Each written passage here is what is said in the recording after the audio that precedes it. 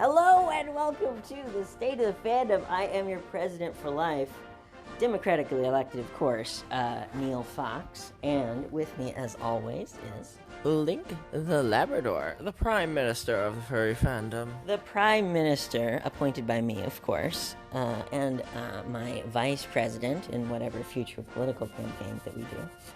Now, I have a lot of ideas. You have a lot of ideas. He does have a lot of ideas. I have a lot of ideas. You come up with interesting ideas just about every day, and I come up with interesting ideas just about every day. Now, you know what has never been done? You know what has never been done? I'm not sure what has never been done. Tell us. There has never been, not once, a YouTuber running for a major political office. Good point. How much power could we wield? How much power could we wield if we were a governor? Power of a state, at the very least, and depending on the state, either a lot or a little. I mean, even the least populous states still have a lot of power. Yeah. What if we had more power? Rawr.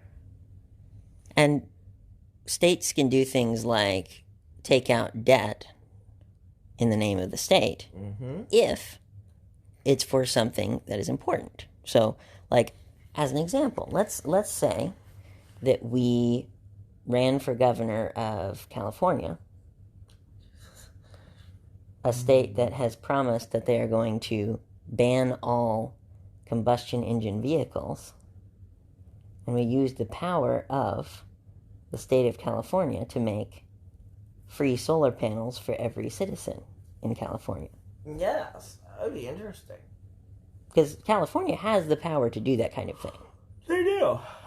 Not only do they have the power, they have put laws in place that make it necessary to do those things. Yes. So the law says that in California they're going to stop selling internal combustion engines. So if that is the case, then they have to put things in place to make that happen. Yes. Have they put those things in place? No. No. Are they going to screw themselves over royally? Yes. Fuck yes. Have they already screwed themselves over royally? Yes. So Is it hard to get new construction done? Yes. so what if a candidate such as myself, the president of the furry fandom, what if a candidate like myself went to the voters of California and said, look, your idiot politicians have promised you something that they cannot do.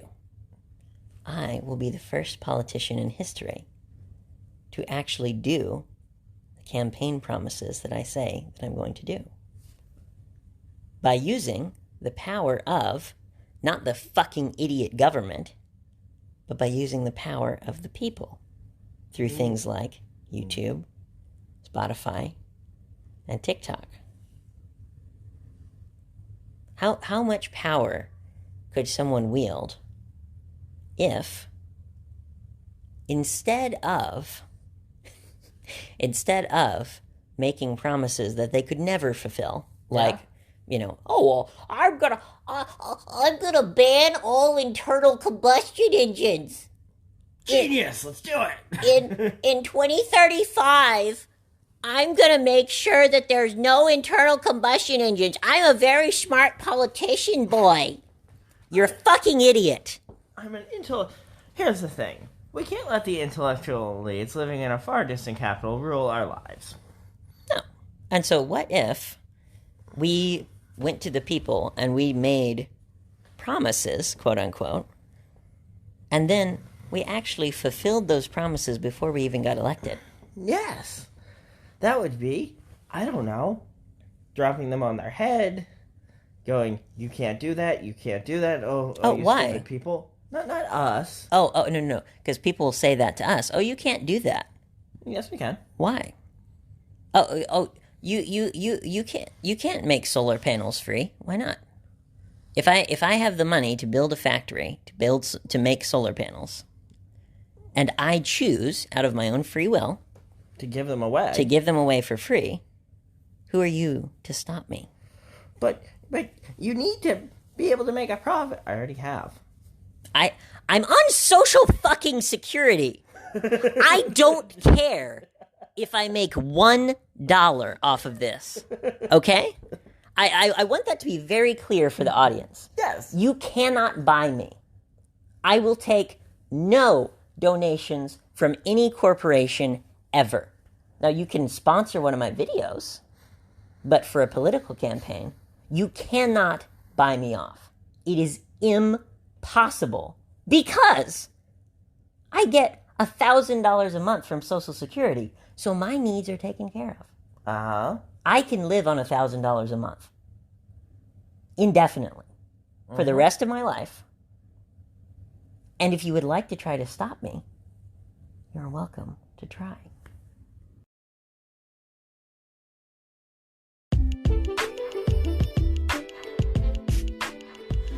Because I want you to imagine, Trey. Yes? Or Link, I'm sorry. I want you to imagine, what if there was a campaign for the presidency, and they made a political promise, and then they fulfilled that political promise without using the power of the government before they even got elected? So what's an example of a political promise? Just any political promise. Green jobs? Jesus Christ. That's more of a religion. That's not even a promise. No, darling. Okay, hold on. Do you remember when Obama said he was going to provide 5 million green jobs? Yeah, he didn't get shit done. Where the fuck are those jobs, by the way? Where the fuck are they, Obama? They never happened. So what if we said we're going to give solar panels away for free, and we're going to create 5 million green jobs? Mm-hmm. And then we actually did it during the campaign. Yeah. Without the power of the government. With the power of the free market, we did that. Why would people not vote for us?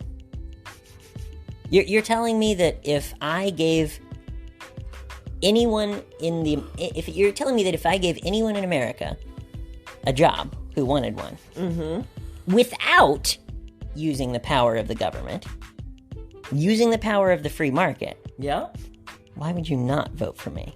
Exactly. I just gave you a fucking job. Yes. I just gave you fucking free solar panels so you don't have to rely on dirty energy ever again. Exactly. Why would you not vote for me? Oh, and by the way, do you remember my idea that I was telling you about where I was thinking about mailing people stuff? I've told you about this idea, Yeah, right? you have. So, let me explain the power that we can wield with this idea. Okay, go on. So, Yeah, fair. exactly. Thank you, my love. So, I would like to ask you, is there a do not mail list? No. If I wanted to send a letter to every household in America, would they stop me? No. So what you're telling me is, for the cost of a stamp for a nonprofit, which a nonprofit stamp is at minimum around 11 cents. So you're telling me that for 11 cents a day, I could send a letter to every single address in America. And here's my question. Yes. Would anyone be able to stop me from doing that? No.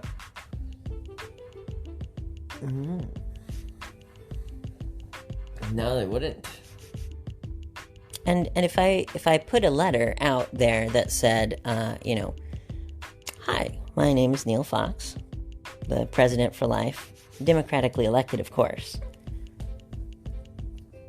And if you vote for me, I will use the power of the office to do good in the same way that I have used the power of YouTube, Spotify, and TikTok. So I've already proven myself by giving you free solar panels, by giving you free stuff in the mail, through the free market, not through the government. I've already proven myself as a candidate. Yes.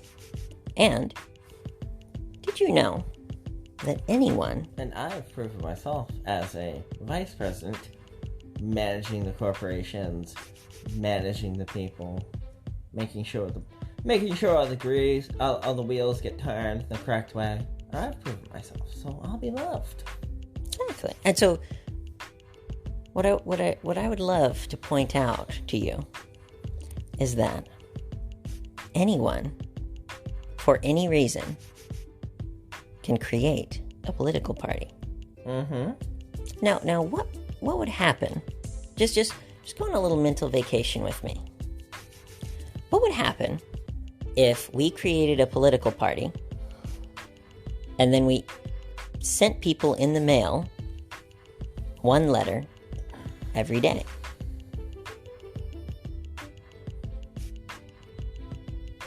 We'd single-handedly bolster the entirety of the U.S. Postal Service. Which is a very positive thing. Uh-huh. Because the Postal Service is fucking incredible. They've also been suffering, and they have some of the most insane rules around a federal agency that I have ever personally witnessed. So here... Did you know that anyone who works for the Postal Service gets a pension for the rest of their lives?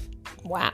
They're basically, I think even their kids get access to the pension. Right? They get health care. They're not allowed to make a profit. Correct. And they're not allowed to lose money.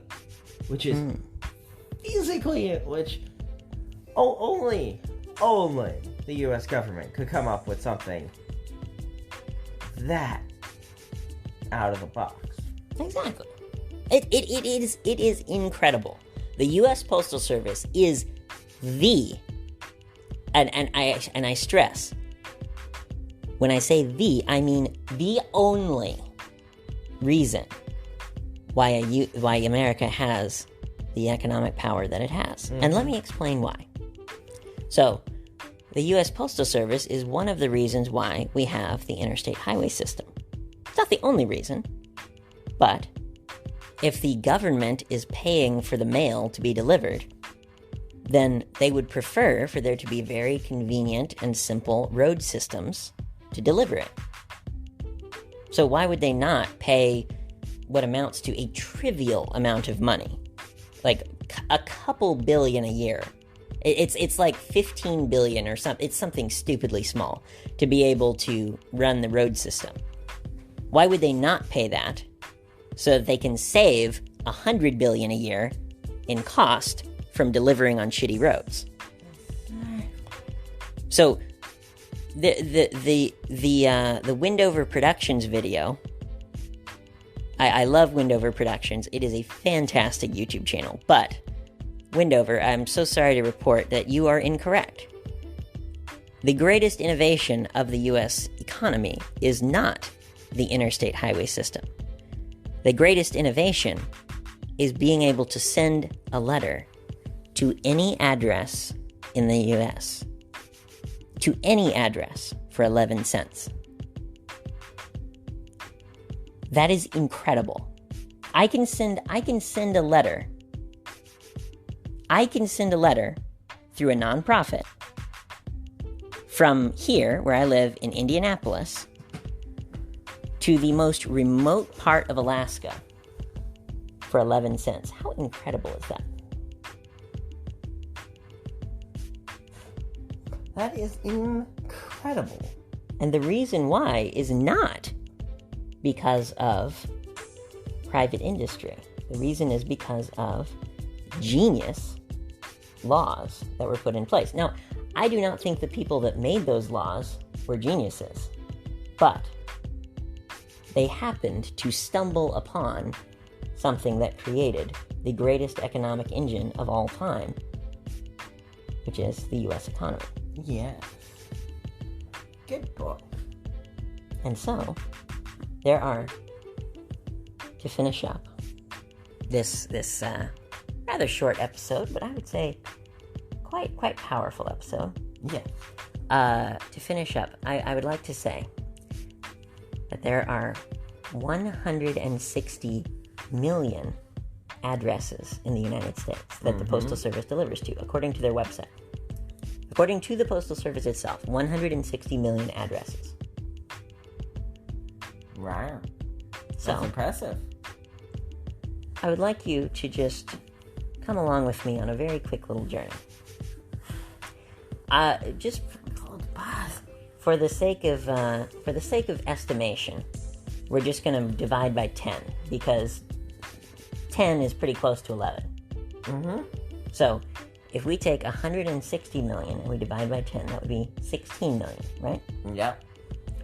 So you're telling me that for $16 million, let's say a month, $16 million a month, I could send a package, because nonprofits can send up to a pound with a regular stamp.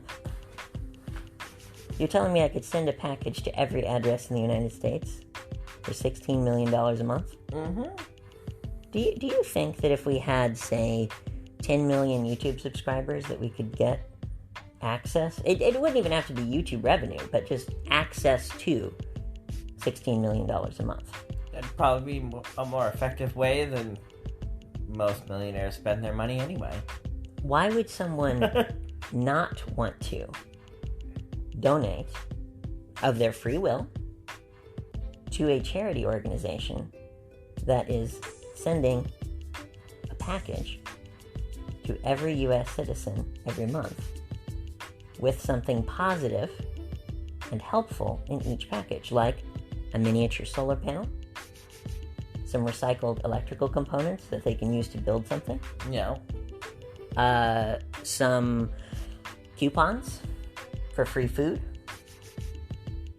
Oh, hey, Dunkin' Donuts. You know how Dunkin' Donuts goes to T-Mobile? Yeah. And on T-Mobile Tuesday, every so often, they'll just give away a $2 gift card. Why would Dunkin' Donuts not want to reach more customers than the Super Bowl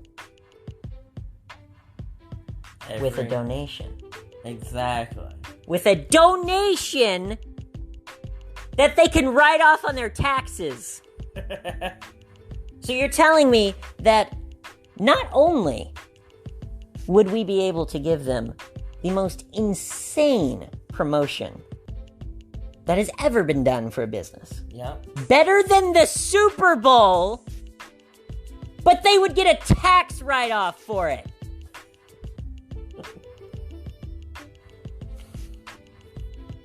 And I think that is a great place to end the episode. I think so. So thank you so much for listening. Whatever platform that you listen on, especially YouTube, if you could subscribe, give the video a like and a comment, or if you're listening on iTunes, if you could give a review, that would be much appreciated. I have been your democratically elected president for life of the furry fandom. And I am the Prime Minister / War Dog / CEO of the furry fandom. Oh, I like CEO of the furry fandom. That has a nice ring to it. It does. Well, thank you so much for listening, everyone, and we hope to see you in the next episode. Yes.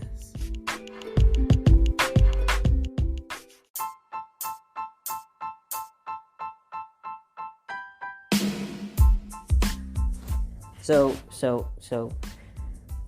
what are we going to put in the package? Let's put a condom. Let's put a vitamin. Let's put Female hygiene pad. Female hygiene pad. Or tampon, whatever. One or the other. Fishing line. Fishing hooks. Not fishing hooks. That would be too dangerous. But fishing line, absolutely. Why not fishing hooks? Children could get it, my dear. We can't put anything in there that children could get a hold of and swallow. If a child opened it up and swallowed a fishing hook, that would be very dangerous. We're not going to do fishing hooks. We can make a video showing people how to take a piece of wire and make it into a fishing hook. But we're not going to send something sharp in the mail.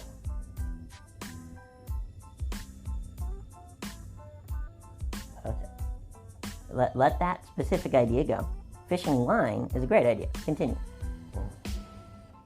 Other than that's it. That's all you need. No, darling.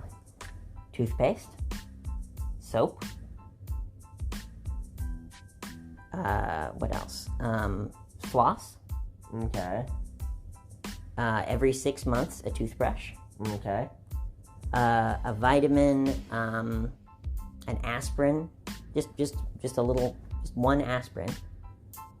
An aspirin and an ibuprofen. And then we put in the package, like, here's a QR code where you can go and read all the documentation about this specific medicine.